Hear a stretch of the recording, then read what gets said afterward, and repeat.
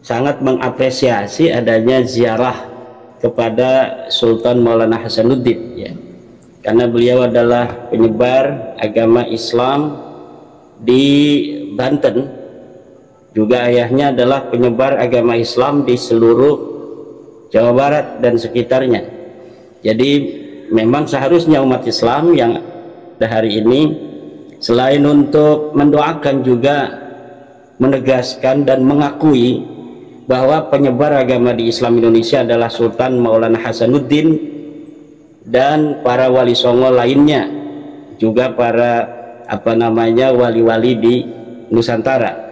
Nah, kemarin Rizik Syihab dan kawan-kawan berziarah ke Banten itu sangat mengapresiasi saya secara pribadi, bahwa memang harus ada penegasan, pengakuan dari Ba'alawi tentang bahwa penyebar agama Islam di Nusantara ini adalah para wali songo dan anak keturunannya. Sultan Maulana Hasanuddin Banten adalah sebagai putra dari Sunan Gunung Jati Syarif Hidayatullah yang menyebarkan agama Islam di tanah Banten dan di Jawa Barat. Nah, kemudian ada yang mempermasalahkan sebagian warga Banten tentang adanya orasi, ya kalau masalah adanya orasi itu mungkin masuk ke dalam bab akhlak, ya. Kalau standar akhlak daripada keturunan Wali Songo sebagai keturunan baginda Nabi Muhammad SAW mungkin itu dianggap kurang berakhlak. Tapi kan setiap klan itu memiliki standar akhlak yang berbeda-beda. Mungkin menurut Wali Songo, kalau orang ada di kampung orang kemudian berteriak-teriak itu dianggap tidak berakhlak, tetapi mungkin bagi Rizik Syihab dan kawan-kawan itu tidak seperti itu. Jadi bagi saya biasa-biasa saja. Ada lagi yang mengatakan bahwa di situ ada penghinaan-penghinaan. Ya, saya tidak begitu kaget, wajar-wajar saja, ya kan? Kenapa wajar-wajar saja? Karena memang kalau misalnya saya mendapatkan berita bahwa yang menghina adanya provokasi itu dari keluarga Kesultanan Banten atau keturunan Sultan Banten, turunan Wali Songo sebagai keturunan baginda Nabi besar Muhammad SAW menghina, memprovokasi, itu aneh. Tapi kalau dari klan Ba'alwi, ya ini bukan yang pertama.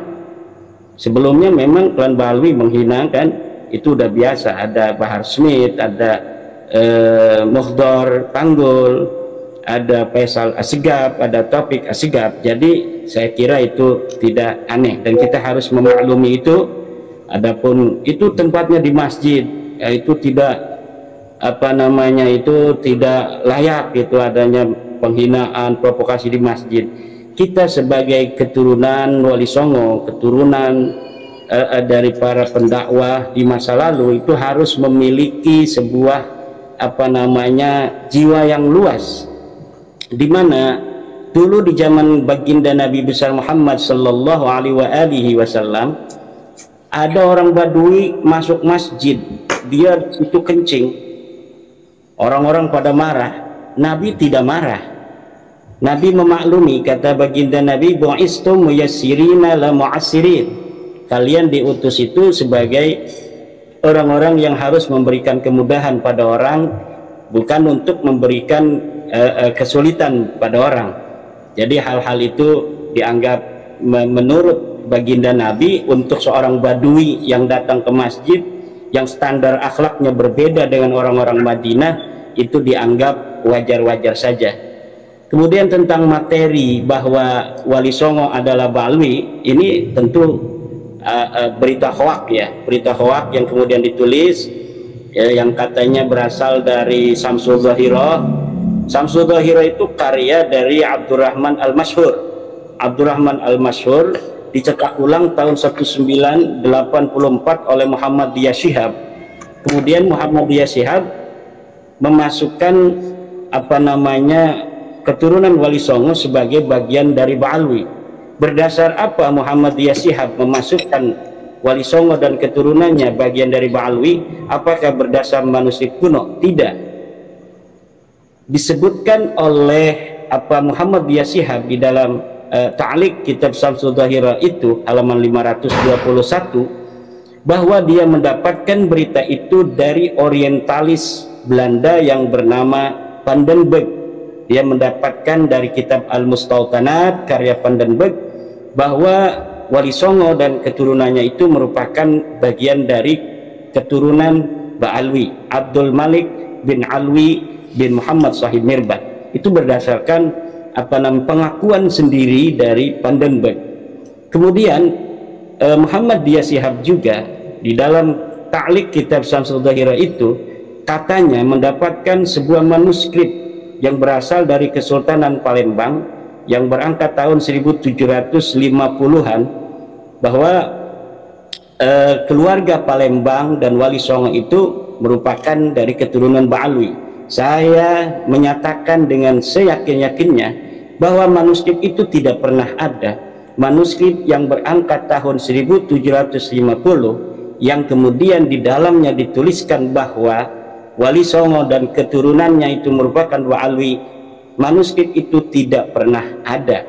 Manuskrip itu sama dengan manuskrip Kertabumi, negara Kertabumi yang diasumsikan sebagai tulisan dari Pangeran Wangsakerta, seorang ulama besar di tanah Cirebon. Tetapi kemudian setelah naskah ini diteliti oleh filolog dari Universitas Indonesia, manuskrip yang di dalamnya ada nama Ubaidillah itu yang diberi angka tahun 1677 ternyata manuskrip palsu menurut para filolog. Setelah diperiksa, kertasnya itu adalah kertas yang diproduksi pada tahun 1960. Siapa kira-kira dari Ba'alwi yang hidup di tahun 1960 yang mengasosiasikan keturunan Wali Songo itu merupakan Ba'alwi, yaitu Salim bin Jindan. Salim bin Jindan banyak menulis kitab. Beliau wafat 1969, maka 1960 itu adalah angka yang sangat masuk akal apabila kita mencurigai ada keterikatan antara manuskrip palsu yang ditemukan di Cirebon itu dengan kitab-kitab Salim bin Jindan yang pada tahun 1960 itu beliau sudah menulis nasab Ba'alwi nasab Wali Songo disambungkan kepada Ba'alwi. Nah, manuskrip negara Kertabumi itu hari ini masih ada di